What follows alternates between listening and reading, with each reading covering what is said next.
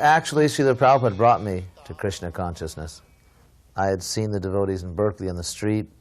I'd given donations, bought magazines, taken prasadam, and so on, and seen the Hare Krishna festival in the Berkeley Hills.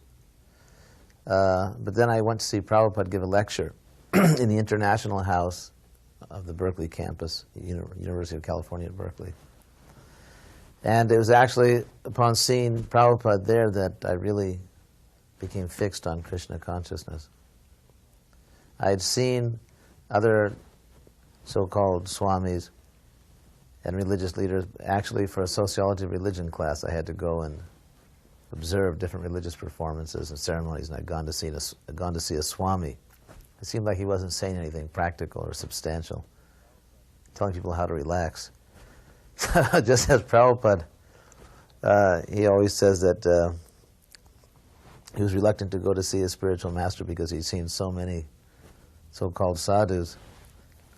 So in a little way, there's some similarity. But I went to see Prabhupada, and as soon as he entered the auditorium, I could see that this person is very different. His gravity, his power, his demeanor, he seemed to be practically like a military commander coming in, not in the sense of a violent person or anything like that, but just as authority. Here was a person I could see obviously that was filled with authority and yet serene at the same time. So the program started, the devotees began to chant. Prabhupada got up off the Vyasasana and began dancing, jumping in ecstasy. He was obviously an elderly person. That was in 1969, so he was over 70 years old. So to see this holy person so much filled with authority, over 70 years old, dancing in ecstasy, was quite overwhelming. One of the first observations, actually, that struck me, one of the things that I saw when I was first with him, after I'd joined him in Delhi, we then went to Vrindavan, and we were there for about 10 days. So I got a real chance to see Prabhupada in action. By that time, I was able to live in his quarters, and Prabhupada, the first instruction that he gave me was that now your only business is to be with me 24 hours a day. So I took that quite literally, except of course when I was asleep.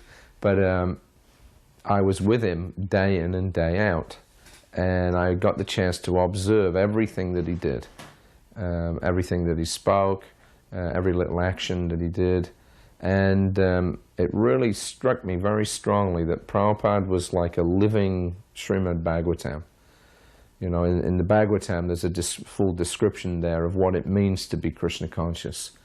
And of course, there's volumes and volumes of books that describe that. And if you read them, then it might seem like, well, this is going to take a long time, you know, to realize what all of this is. It's such a vast subject. You know, what does it mean to be Krishna conscious? But it was all there in Srila Prabhupada, you know, at every moment.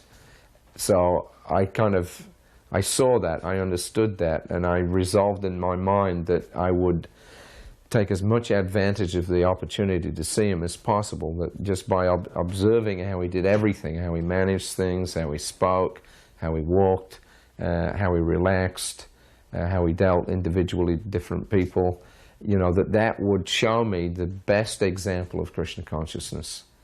And, you know, it just really struck me. Prabhupada was like a living, breathing Bhagavatam.